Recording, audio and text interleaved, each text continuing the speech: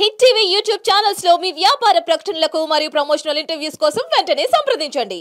కానీ ఇప్పుడు నీ కెరీర్ చూస్తే గనుక ఇన్ని సంవత్సరాల్లో నువ్వు చాలా తక్కువ సినిమాలు చేసావు. 9 అండి. 9. దానికి ఎందుకు కారణం అంటే నువ్వు కథలు ఒప్పించలేక డైరెక్ట్ ఫస్ట్ ఆఫ్ ఆల్ యాక్చువల్గా నా అలవాటు ఏంటంటే ఏదో సినిమా చూసి దానికి ఇన్స్పిరేషన్ గా కథ అయింది. I'm very good book lover. Books ఎక్కువ చదువుతాను. ఓకే. నాకు ఎక్కడో ఒక వ్యక్తి కానీ ఒక ఇన్సిడెంట్ కానీ నన్ను ఇన్స్పైర్ చేయాలి. ఆ ఇన్స్పైర్ చేసినప్పుడు నేను డైజెస్ట్ చేసుకోగలను నా కథ. నేను ఇప్పుడు ఉదాహరణకి పిల్లాను లేని జీవితం ఉందండి. పిల్లాను లేని జీవితం I got Nandi award, best screen play Nandi award from AP government. ఆ కథ ఎలా వచ్చిందో మీకు చెప్తానండి. నేను నా మిసెస్ యాదగిరి గుట్ట వెళ్తాను, బయలుదేరాను. దారిలో పక్కన జ్యూస్ షాప్లు ఉన్నాయి రోడ్డు పక్కన. ఇద్దరు జ్యూస్ తాగుదామని ఆపి కారు ఆపి నేను డ్రైవ్ చేస్తాను. తను జ్యూస్ తాగుతూ ఉంది, నేను సిగరెట్ తాగుతూ అలా చూస్తే రోడ్డుకి అటువైపున 2 చిన్న కుందేళ్ళు ఆడుకుంటున్నాయి. తెల్లగా ముద్దుగా ఉన్నాయి కుందేళ్ళు. అక్కడ నాకు కథ స్ఫురించిందండి.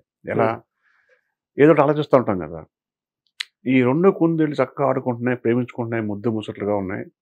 ఒక పెద్ద పులో ఒక సింహం వచ్చి ఆడ కుందేల్ని పట్టేసుకుంది అనుకోండి, మగ కుందేలు ఏం చేయగలదు? అది చాలా పవర్ఫుల్, పులి కానీ సింహం కానీ. ఇది కుందేలు, కానీ దాని లవర్ అక్కడ ఇరుక్కుపోయి ఉంది, దాని చేతులు కబద్ధ హస్తాలు ఇరుక్కుపోయి ఉంది. వీడి ఎనర్జీ లెవెల్స్కి ఏమాత్రం మ్యాచ్ కాదు. కానీ తన తెలివితేటలను ఉపయోగించి ఆ కుందేల్ని, ఆ సింహాన్ని ఓడించి ఆ కుందేల్ని, ఆడ కుందేల్ని ఎలా కాపాడుకుంటే బాగుంటుంది థాట్ అని అదే పిల్లల నుంచి చెప్తాం సార్. హీరోయిన్ 2 కుందేళ్ళు అయితే ఒక సింహం లాగో ఒక పెద్ద పుల్లాగో ఒక జగన్బాబు గారి క్యారెక్టర్.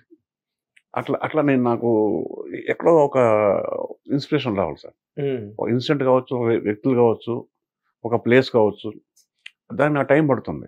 అందుకే నా సినిమాలు ఎక్కడ కాపీ అండ్ పేస్ట్లు ఉండవు. సీన్స్ కూడా ఫ్రెష్గా ఉంటాయి.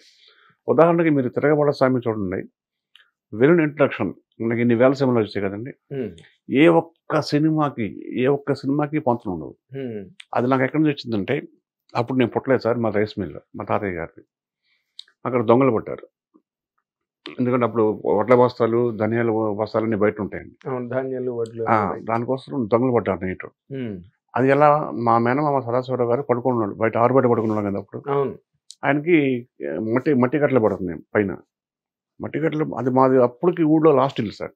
ఇప్పుడు మధ్యలో ఉంది. మట్టి కట్టలు అంటే వెనక పొలంలోంచి రావాలి. పొలంలోంచి అంటే ఆయన టెస్ట్ చేస్తున్నారు, పడుకున్నాడా లేదా, మనిషి నిద్రపోతాం లేదా అని. లేచి పక్క వాళ్ళని పిలిచాడు. ఇంకా మా చిన్నమామయ్య వాళ్ళు ఉన్నారు కదండి. ఏంటి మట్టి కట్టలే పడుతుంది, ఏదో ఎద్దు బుస కొడుతుంది. ఎద్దు బుస కొడుతుంది తెలుసా మీకు?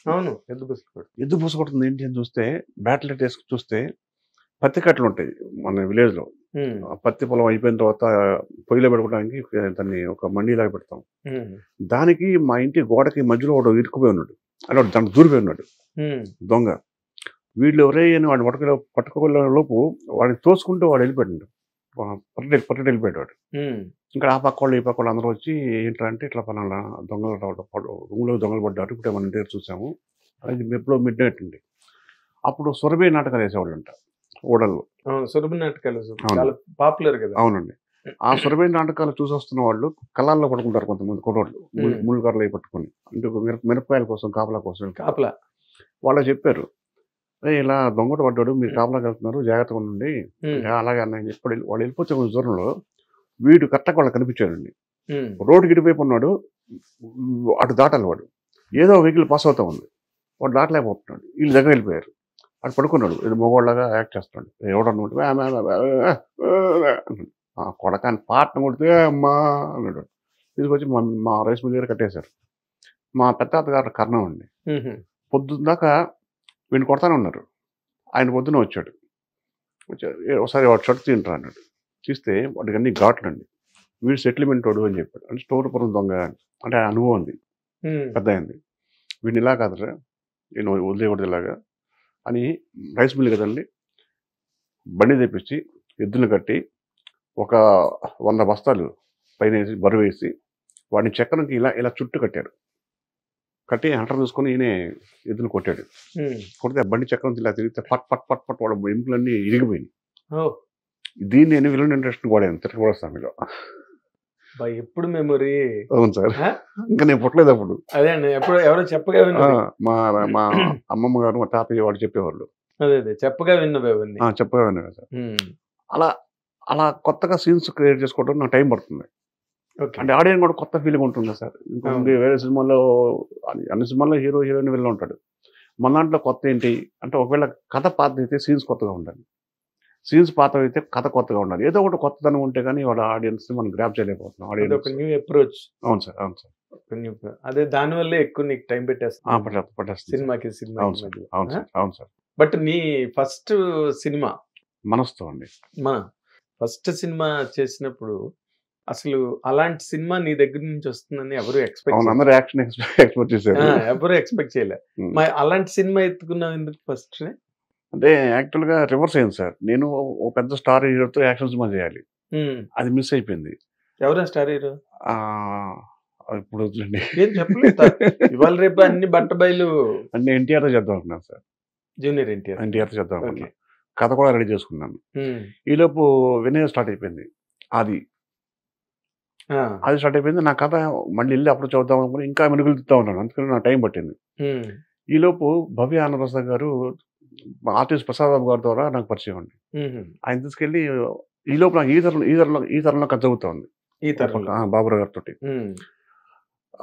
ఆనందప్రసాద్ గారు పిలిచి కథ అడిగారు, కథ చెప్పేశాను అది మనసుతో. అది యాక్చువల్గా నేను మోతీనగర్లో ఉండేవాడిని. అప్పుడు నా దగ్గర కథ లేదు.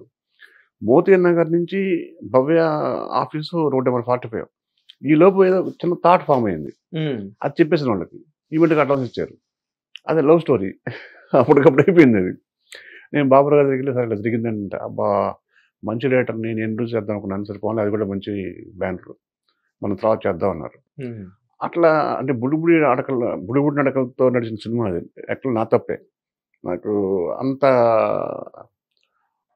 లవ్ స్టోరీ తీయటం అనేది కరెక్ట్ కాదని తర్వాత నాకు తెలిసింది, అర్థమైపోయింది. మన బాబురావు గారు గారండి అందుకని నువ్వు చేయాల్సింది యాక్షన్ కదా సార్, ధంజులు ఎందుకు గెలివావు నువ్వు అన్నారు. నిజమండి, మా ఇంట్లో వాళ్ళు కూడా అన్నారు. అప్పుడు యజ్ఞం సార్, మళ్ళీ ఈ తరంలో రెండో సినిమా. యజ్ఞం ఎంత హిట్టో అందరికీ తెలిసింది. అవును, పెద్ద హిట్ కదా. అక్కడ